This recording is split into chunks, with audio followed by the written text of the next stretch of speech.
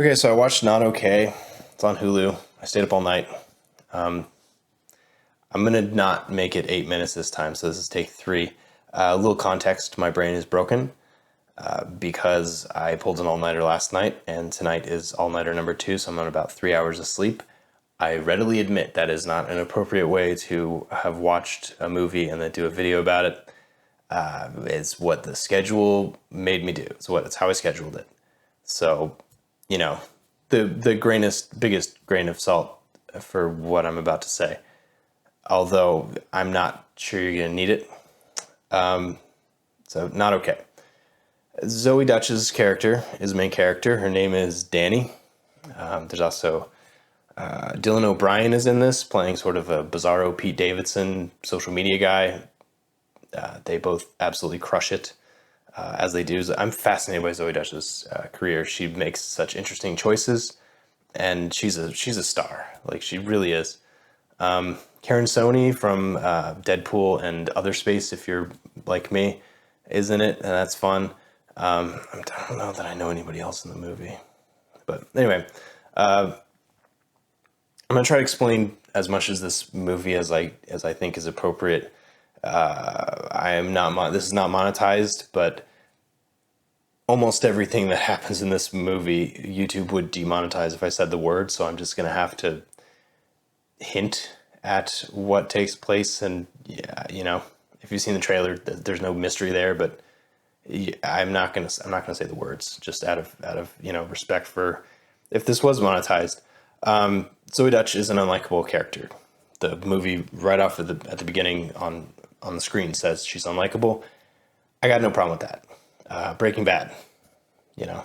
So as long as people talk about unlikable characters not working, and you got to have them likable. I disagree. As long as you can get the character contextualized correctly and get their wants and needs sort of working correctly, you can empathize. You can see where they're going. You can work with them. It's not a deal breaker. So she's unlikable. She works at some kind of magazine, e-zine thing as a photo editor. Ambitions to be a writer. We hear some of her writing early on, and it's terrible and problematic. And that's not me editorializing. That's just it is what it is. And I think this movie is a satire. It's distant enough from reality that I feel like it's a satire, but I don't know. So let me keep going. Dylan O'Brien's there, and he's sort of a social media guy, and she's trying to impress him, and so she runs into him on the street and says, "Hey, I'm going to a writer's workshop in Paris," and he goes, "Okay," and she realizes she doesn't have money, and there is no writer's workshop, so because she's good at Photoshop, photoshops herself at Paris and posts it on Instagram, and it just happens to coincide with, in the story, a very bad thing that happens in Paris that the whole world sees. And because she posted, everybody thinks she's there. They think she's a victim of it.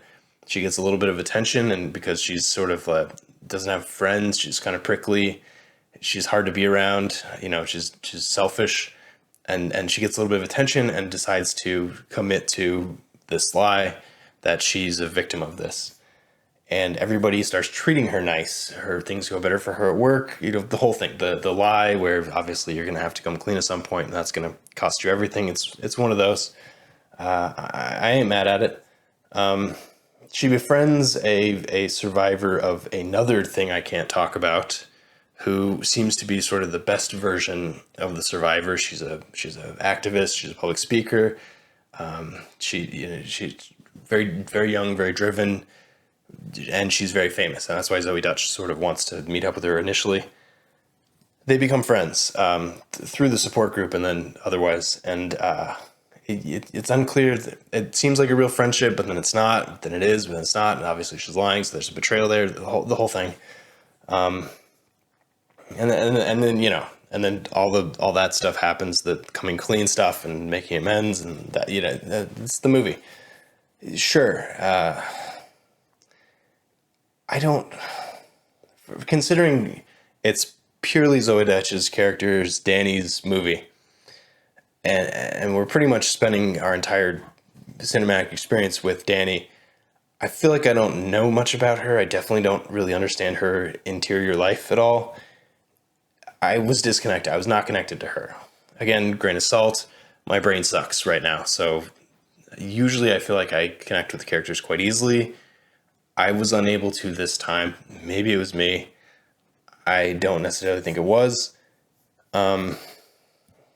It, you know, I don't know what's working, and I'm not convinced. Even if my brain worked, I would have a solution. But it's something in the writing, because again, Zoe Dutch absolutely crushes it. But there's a weird disconnect, and I don't know if it was on purpose or if it was just there's something not working correctly. I hope it was not on purpose, because otherwise this movie is very hard to redeem, because it has some very specific polarizing topics, and then an unlikable character, and a character you can't understand and really appreciate. And like, so I'm hoping it's not the third thing. Yeah, I don't know. It's well done. It's got Avril Lavigne's song in it.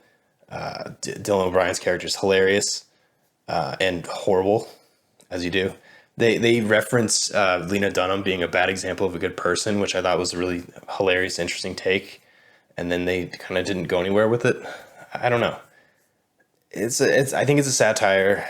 I think it's definitely trying to be a commentary on what's going on right now, but I don't I don't know. I don't know. Would I watch this again? Based on the fact that I watched it, no. Should you watch it? You do you, but if you get triggered by terrible events that happen to especially school children, you're gonna at best be upset by how things go, which I think is what the movie is trying to do on purpose. I don't know. It's trying to do a lot of things. I have a lot of respect for that. This is a younger director, and she has a whole career ahead of her. She had Zoe Dutch and Dylan O'Brien in her movie. Like, she's crushing it. But I don't know. It's something feels off, and not in an ominous way, not in a dangerous way. Just I'm feeling a real lack of connection to the material, and I can't put my finger on it. So go watch it if you want. It's on Hulu, but just know it's not a regular movie, and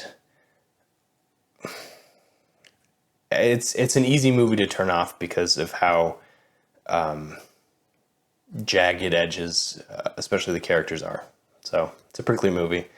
Yeah, I'm gonna go to bed now.